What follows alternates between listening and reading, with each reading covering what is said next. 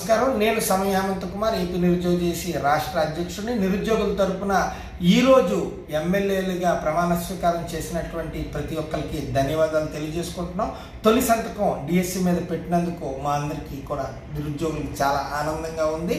గత ప్రభుత్వం కార్యాపన చేయడం వల్ల నిరుద్యోగులందరికీ కూడా ఉద్యోగం అయ్యే పరిమితి కోల్పోయాం. కనుక ఏపీపీఎస్సీ, ఏపీడీసీ ఉద్యోగం అయ్యే పరిమితి 47 సంవత్సరాలకి పెంచాలని చెప్పి ప్రస్తుతం ఉన్నటువంటి కూటమి పెద్దలందరినీ కోరుతున్నాం.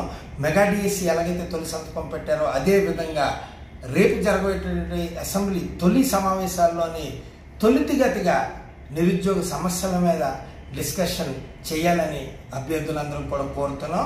గతంలో జరిగినటువంటి 2024 ఎన్నికల్లో గ్రూప్ 2 అభ్యర్థుల్లో అతి ఎక్కువ మంది ఎన్నికల విధుల్లోని అతి ఎక్కువ మంది ప్రజాస్వామ్యాన్ని కాపాడేందుకు ఎన్నికల్లో అతి ఎక్కువ సమయాన్ని వెచ్చించారు. కనుక సమయం సరిపోదు కనుక గ్రూప్ 2 మరొక 2 నెలలు జూలై 28 నుంచి మరొక 2 నెలలు వాయిదా వేయాలని చెప్పి కూటమి పెద్దల్ని మరియు ఏపీపీఎస్సీ వారిని కోరుతున్నాం. ఇదే విధంగా గ్రూప్ 1 డిప్యూటీ డిఓ ఉద్యోగాలు మెయిన్స్కు ఎంపిక విధానం 1:100గా గ్రూప్ 2 మాదిరిగా చేయాలని చెప్పి కోరుతున్నాం. గ్రంథాలయ శాఖలో వివిధ ఖాళీలు ఉన్నాయి, అవన్నీ కూడా త్వరితగతిన నింపాలని కోరుతున్నాం. 2023 జనవరి 22వ తారీఖున జరిగినటువంటి పోలీస్ కానిస్టేబుల్ 6100 ఉద్యోగాలకి రాత పరీక్ష అనంతరం తదుపరి పరీక్షలకు అనుమతి ఇవ్వలేనటువంటి ఈ యొక్క ప్రభుత్వం కానీ కోర్టు సమస్యలను కానీ వెంటనే తీర్చి ఈ యొక్క కూటమి ప్రభుత్వం ఈ యొక్క నిరుద్యోగ అభ్యర్థులు, కానిస్టేబుల్ అభ్యర్థులకు తగు న్యాయం చేయాలని చెప్పి కోరుతున్నాం. అదేవిధంగా మరి ఎవరెవరైతే 20 లక్షల ఉద్యోగాల్ని నమ్ముకొని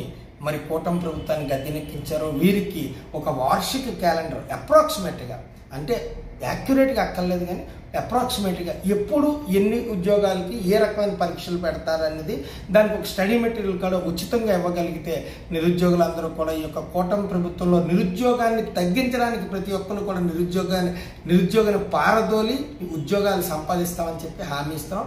ఏపీ నిరుద్యోగ జేఏసీగా మేము ఈరోజు చంద్రబాబు నాయుడు గారికి, నారా లోకేష్ గారికి, పవన్ కళ్యాణ్ గారికి, అచ్చెన్నాయుడు గారికి, పల్లా శ్రీనివాస్ గారికి, ఇతర ఎమ్మెల్యేలకు, మంత్రులకి అందరికీ కూడా ధన్యవాదాలు తెలియజేసుకుంటున్నాం. Thank you sir.